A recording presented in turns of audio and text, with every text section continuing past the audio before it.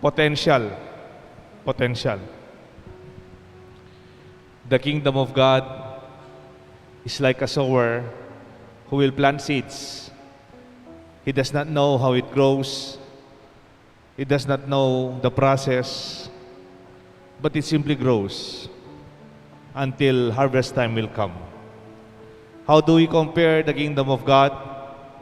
It is like a mustard seed.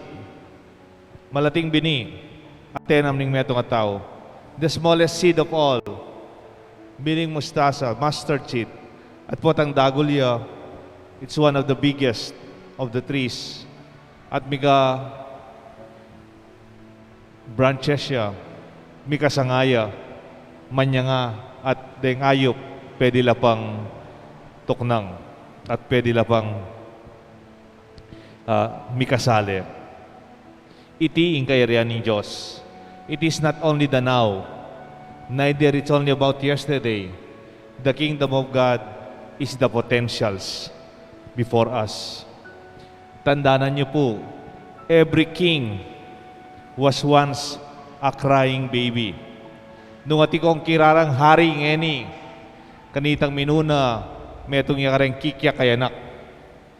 Nung ati kong maragul a building, every big building was just a drawing, a sketch many years ago. Anyapin po nung nanuman ng akakitang ngeni, eta mamalatyan, ing malati ngeni, pwedeng dagol, lumabong, mamunga, makanyanya, ing kayarian ng Diyos. Uling kaya katamong biye, mo tungkol kayong milabas.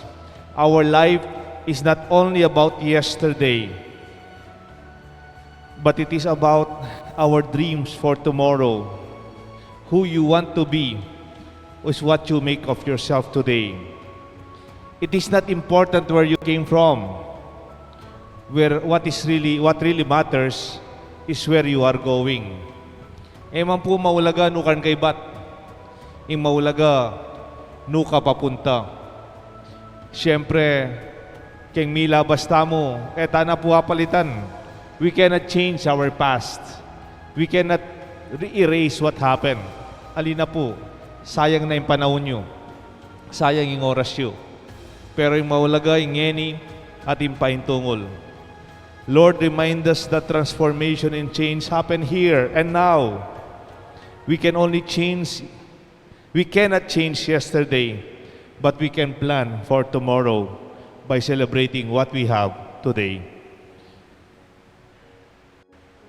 Nano pa mo nga karapat tamo kayong milabas po tang panetang tatangisan ng milabas. Panetang may pagsisi kayong milyari o mabayat isipan nung nano na yung merapat alata ng akarapat. In Diyos susopa nakatamo kayong kayatang ebanghelyo, paintungol yung kayatang akakit at ingeni yung kayatang pasalamatan. Good leaders see the potential. Then tunay mamuntukan, lama bibilib kayong akakit ng ngeni. O damo lalo nitang karelang past review, ing masanting at magaling leader, akakit ne ing potential, ing posibilidad, king metong nga tao, king metong nga komunidad, king kikatang parokya. Whatever you have, develop it every day. Grow your core gift. If it is your best gift that you have received, it is the best gift that you can give. Nung nang tinggap mo kayong Diyos, yang itanam mo. Nung nambinyan ng Diyos kaya ka, yang gawan mong puhunan, at datanging panahon, mamunga iti. At ko pong babasan madalas kanita paretang marakal na libro, ngayon mas madakalya kayong public speaking. Ikay po lagyo na Bo Sanchez. He's a layman, but a very extraordinary and inspiring speaker. Bo Sanchez usually share. He started when he was just 14 years old. Nagkakaroon po sila ng Bible study, prayer meeting sa kanilang garahe. As a 14 years old, ang unang trabaho ni Bo Sanchez, nag-aayos ng upuan. Pag may prayer meeting, ang trabaho na niya, assignment niya, I will arrange the chairs. And then na-promote daw po siya. Siya yung nagmamanage nung projector. Nung una po kasi, siya daw yung naglilipat nung Manila paper. Pag meron silang song sa charismatic, no? Yung charismatic song. Siya daw yung tagalipat nung Manila paper, nakasulat. Tapos, nagkaroon ng projector. Siya may hawak ng plastic, doon nakasulat yung, and po kasi, online na tayo, high-tech na tayo. Pero that is his work. Tapos na-promote naman daw siya. Siya daw yung nag-ayos ng sound system. Ang saya-saya daw niya nung una niyang narinig ang boses niya. Test mic, 1, 2, 3, test mic, test mic. Ganun lang po. Nagumpisa lang po sa ganyan si Boss Sanchez. Taga-test ng mic, taga-ayos ng upuan, taga-ayos ng Manila paper for charismatic Bible study and prayer meetings in a garahe.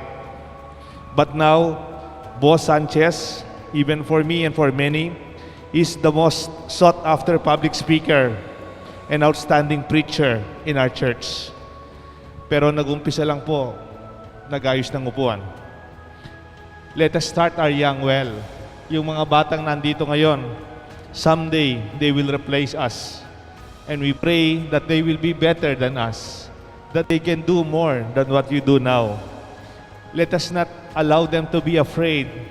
Let us reject fear, or fear of failure, or fear of being unaccepted, or the fear of being ridiculed. Ang pinakaunang nagpipigil sa potensyal ng tao sa kanyang magandang kinabukasan, ang pinakauna dyan yung takot. Yung takot natin na hindi matanggap ng iba. Baka ano kasing sabihin ng iba. Baka chichismis ako sa nakalipas ko. Our fear of failure, baka hindi tayo maging magtagumpay. Baka magkakamali ako. Our fear of being unaccepted, baka hindi ako tanggapin. Baka hindi ako gusto. Or our fear of being ridiculed, baka mamalitin ako. I will be rejected. My dear friends, all of these are not part of the kingdom of God. All of these are not part of the story of the gifts of God to you. Allow yourself to be free from your fears. If you are a teacher, a parent, a leader in our community, let us help each other discover and harness our gifts to use them to serve and share, that these core gifts may represent the seeds of the kingdom of God in our life. Where there is abundance, abundance is not only earning more money. Abundance is the abundance of joy, abundance of passion, where you can give your gifts in serving others. Not only abundance in material things, but actually, it will follow later. Kung anong meron ka, pagdiwang mo. Kung meron man darating na grasya, sunod-sunod na yan. Sabi nga nung teacher ko, yung mga material na bagay na pinapangarap natin, material success, after you serve, after you sincerely develop your gifts, yung mga inahanap nating tagumpay sa buhay, they will be a ripe fruit that will fall from the tree. Pag binibigay mong sarili mo, kung anong meron ka, you develop it without fear or hesitation, then success will just follow like a ripe fruit that will fall. May mga kailangan sungkitan, may mga kailangan ukyatan. You don't even have to wait for it. It will just fall before you. God gave us gifts, the seeds, the land. He cultivated in our hearts. These are potential, yet in small seeds, to grow and nurture it, use it, then share it as always. This is our prayer, my dear friends. Kung ano mayroon tayo, huwag tayong matakot, huwag tayong mahiya. It may not be the best now, but the more you give it, the more you use it, the more you can become better, especially if these are gifts, are from the gifts of God. Alam niyo po, sa totoo lang, mayroon akong weakness nung elementary po ako. Ang kinakatakutan ko nung elementary po ako, ay ang magbasa at magsalita sa harap ng mga tao. Nung elementary po kasi ako, nahirapan po ako magbasa. Hindi po ako fluent sa pagbabasa. At natatakot ako pag umaharap ako sa mga tao. Alam niyo po anong ginawa ng teacher ko? Grade 4 na po ako, grade 4. Ninenervyos po ako pag nagbabasa ako, ninenervyos po ako. Alam niyo po anong ginawa ng teacher ko?